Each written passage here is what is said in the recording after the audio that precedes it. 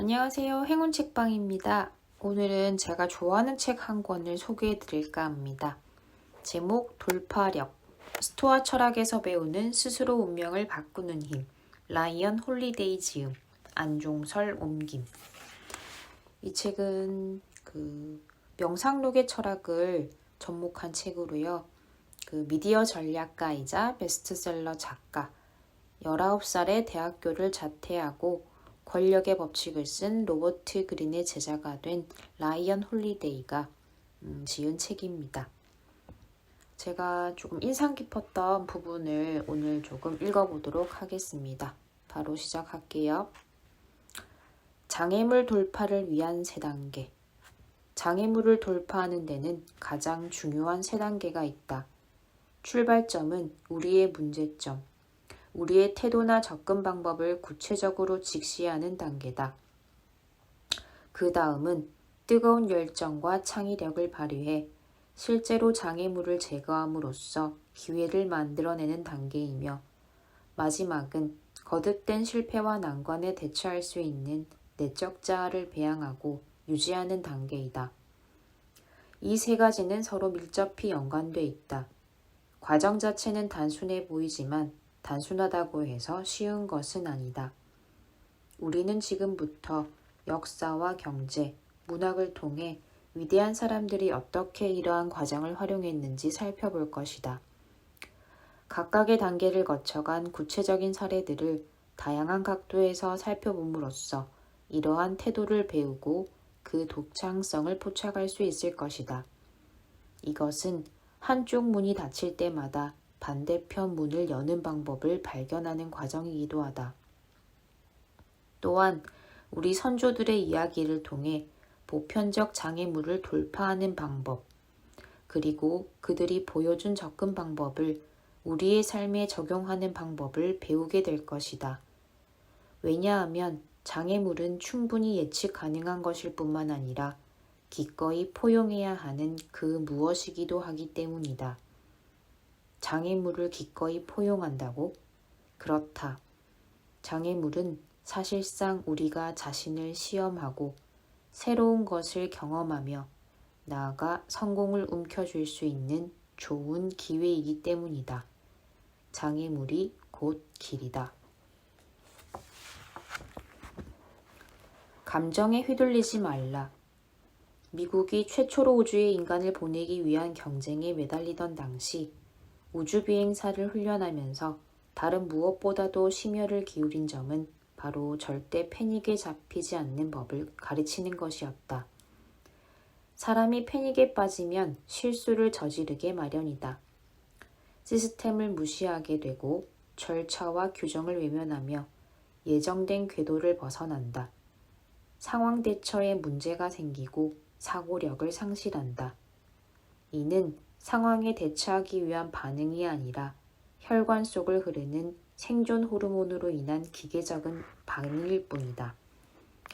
지구상에서 우리가 마주치는 대부분의 문제점은 바로 이렇게 해서 모습을 드러낸다. 모든 것을 철두철미하게 계획했다고 하더라도 뭔가 잘못되면 그 계획은 까맣게 잊어버린 채 너무나 익숙한 감정의 나락으로 떨어지기 십상이다. 무슨 일만 생기면 경보장치부터 누르려 안다라는 사람도 많다. 그것이 우리를 정면으로 응시하고 있는 위기에 대처하는 것보다 훨씬 더 쉬운 까닭이다. 사실은 우리의 삶도 크게 다르지 않다. 장애물은 우리를 감정적으로 만들지만 장애물을 극복하고 살아남기 위해서는 그 감정을 다스릴 줄 알아야 한다. 어떤 일이 벌어지건 외부에서 어떤 요동이 일어나건 눈도 깜짝하지 않아야 한다. 그리스어에는 이런 태도를 표현하는 단어가 있다. 바로 아파테이아이다. 이것은 비합리적이거나 극단적인 감정이 배제된 차분한 평정심을 의미한다. 느낌 자체가 사라진 것이 아니라 해로운 혹은 도움이 되지 않는 감정이 사라진 상태이다. 게빈드 베커는 두려움의 선물이라는 책에서 이런 질문을 던진다. 걱정이 생기면 스스로에게 물어보라. 지금 이 순간 내가 대면하지 않으려고 선택한 게 뭐지? 성찰, 경각, 지혜 이런 것들을 외면한 채 걱정만 하고 앉아있느라 놓쳐버린 중요한 것이 무엇인가? 다르게 표현하면 이 질문은 이렇게 된다. 당황한다고 해서 더 많은 선택이 생기는가? 때로는 그렇다. 하지만 지금은 아마 그렇지 않을 거다. 그럼 어떻게 해야 할까? 감정이 조건이나 상황을 바꾸지 못한다면 그것은 도움이 되지 않는 감정일 가능성이 높다. 오히려 해로운 감정일 가능성이 더 높다. 감정을 느끼는 것까지는 좋다. 단지 감정의 늪에 빠져 허우적거리지만 않으면 된다. 그 두 가지는 하늘과 땅만큼이나 다르다. 따라서 언제나 염두에 두어야 할 점은 바로 이것이다. 나를 통제하는 것은 감정이 아니다. 지금 무슨 일이 벌어지고 있는지를 똑똑히 알고 있다. 절대 흥분하거나 당황하지 않는다. 이 장이 또 되게 좋았고요. 평소 제가 좀 감정에 잘 휘둘리는 타입이었어서 이 책이 또 약간 이런 스토아 철학이 조금 많이 와닿았던 것 같습니다.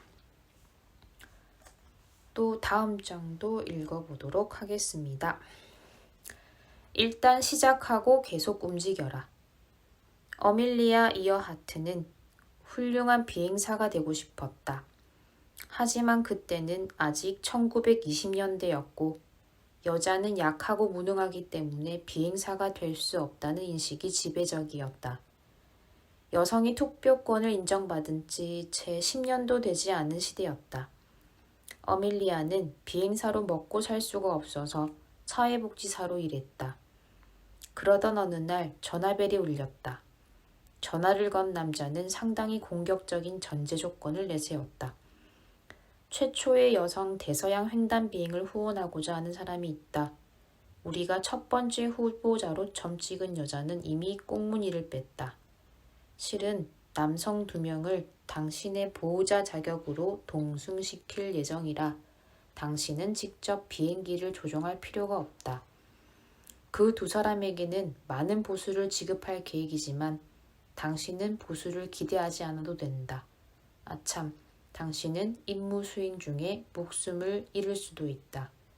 이런 제안에 어밀리아가 어떤 대답을 내놓았을까? 그녀의 답은 예스였다.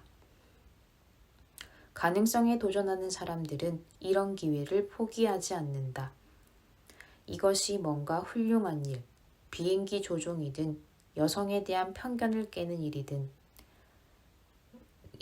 간에 일을 해내는 사람의 특징이다. 그런 사람들은 일단 시작을 하고 본다. 언제 어디서든 예외가 없다. 살다 보면 좌절할 때도 있다. 자신의 문제가 무엇인지 뻔히 아는 경우도 많다. 그 문제를 해결하기 위해서 어떻게 해야 하는지도 잘 안다. 하지만 정작 행동을 취하려 하면 두려움이 앞서서, 경험이 없어서, 예상이 빗나가서, 비용이 너무 많이 들어서, 시기가 맞지 않아서, 더 좋은 해결책이 나올 것만 같아서, 실패할 확률이 높을 것 같아서 선뜻 엄두를 내지 못한다.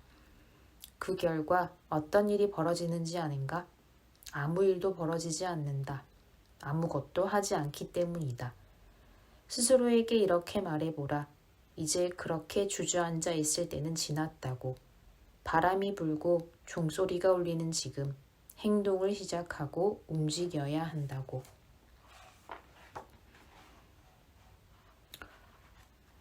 네. 또 다음 장은 이 장도 되게 좋았습니다. 읽어볼게요. 일어나는 모든 일을 진심으로 사랑하라. 토머스 에디슨이 67살 때의 일이다. 어느 날 모처럼 일찍 퇴근해 저녁을 먹은 직후 어떤 사람이 헐레벌떡 달려오더니 몇 킬로미터 떨어진 에디슨의 연구단지에 불이 났다는 소식을 전했다. 인근 8마을에서 소방차가 화재 현장으로 달려왔지만 도저히 불길을 잡을 수가 없었다.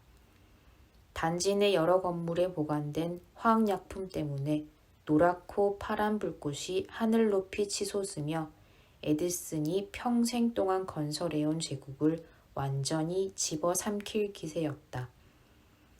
재빨리 그러나 침착하게 현장으로 달려간 에디슨은 넋이 나간 직원들과 수백 명의 구경꾼들 사이에서 자신의 아들을 찾았다.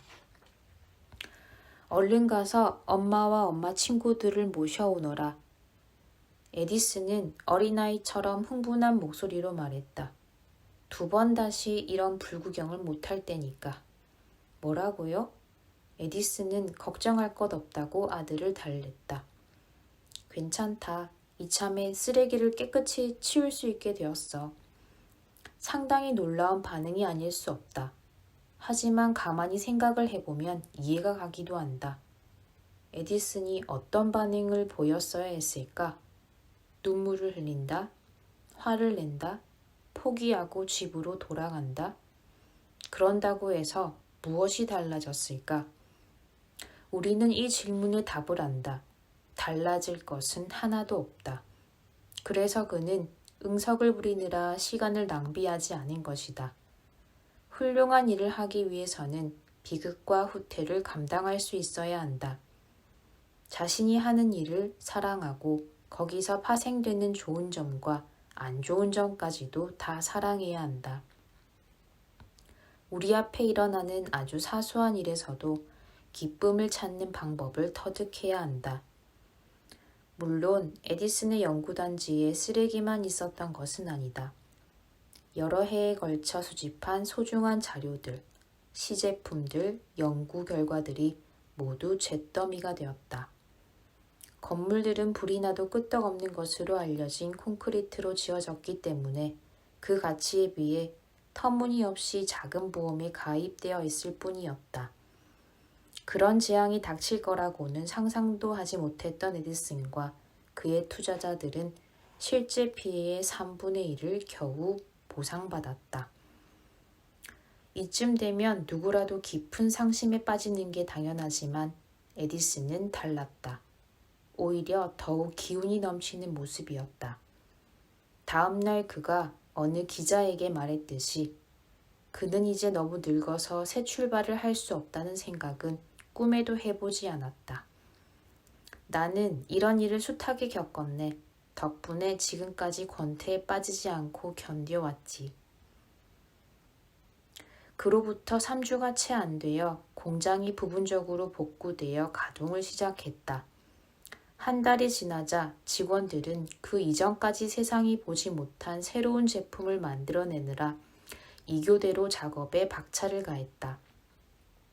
에디슨은 100만 달러, 요즘 돈으로는 약 2,300만 달러가 넘는 손실에도 불구하고 바로 그 해에 1천만 달러, 요즘 돈으로 2억 달러에 육박하는 수익을 올렸다. 엄청난 재앙을 맞았는데도 훌륭하게 재기에 성공한 것이다. 기대치를 버리고 우리에게 일어난 일을 받아들인 이유, 어떤 일, 특히 좋지 않은 일은 우리의 통제권 바깥에 있다는 사실을 이해한 이후의 단계에는 무슨 일이든 기쁜 마음으로 기분 좋게 대하는 것이다. 이는 해야 할 일을 할 수 있는 일로 전환하는 과정이다.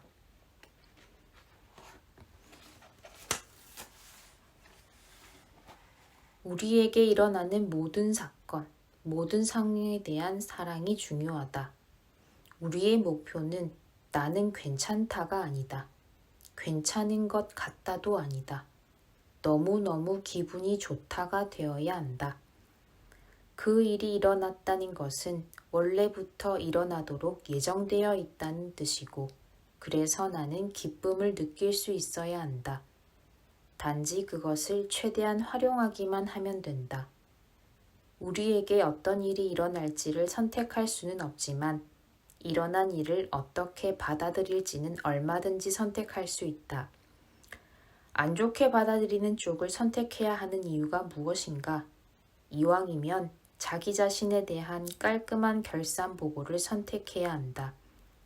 어떤 사건이 반드시 일어나야만 했다면 흔쾌히 수용하는 수밖에 없다. 원래의 기대치를 돌아보느라 시간을 낭비하지 말라. 잔잔한 미소를 머금은 채 오로지 앞만 바라보라. 그렇다고 존슨과 에디슨이 마냥 수동적인 자세를 취한 것은 아니라는 점을 짚고 넘어가야 한다. 가만히 앉아서 역경을 인내하기만 한 것이 아니라는 이야기다. 그들은 자신에게 일어난 일을 받아들였다. 그리고 그것을 사랑했다. 일어나지 않았더라면 더 좋았을 일에 감사한 마음을 갖는 것이 조금은 부자연스럽다는 것은 나도 안다. 하지만 우리는 이제 기회와 은총이 역경 속에 숨어 있다는 것을 안다. 역경을 극복하는 과정 속에서 우리는 더욱 강해지고 날카로워진다. 이런 느낌을 억누를 이유가 없다. 어차피 피할 수 없는 일이라면 미리 느껴도 좋았으련만 지나고 나서야는 뒤늦게 그것이 최고였음을 인정하는 경우가 많다. 우리가 역경을 사랑하는 이유는 그것이 연료이기 때문이다. 그냥 가지고 싶은 정도가 아니라 반드시 필요하다. 연료가 없으면 아무 데도 갈 수가 없다. 아무 일도 벌어지지 않는다. 그래서 감사해야 하는 것이다. 좋은 일이 언제나 안 좋은 일보다 중요하다는 뜻은 아니다. 아무런 대가도 치르지 않고 공짜로 누릴 수 있다는 뜻도 아니다. 하지만 안 좋은 일 속에는 반드시 좋은 것, 비록 처음에는 거의 눈에 보이지 않을 정도이지만 좋은 것이 숨어 있다. 우리는 그것을 찾아낼 수 있고 그래서 행복해질 수 있다. 이런 좋은 글귀가 되게 많아서 저에게 좀 도움이 되는 책이라서 한번 읽어봤습니다. 기회가 되시면 한 번 정도 읽어보시고 마음에 힘을 기를 수 있는 책으로 추천드립니다. 오늘은 여기까지 하겠습니다. 감사합니다.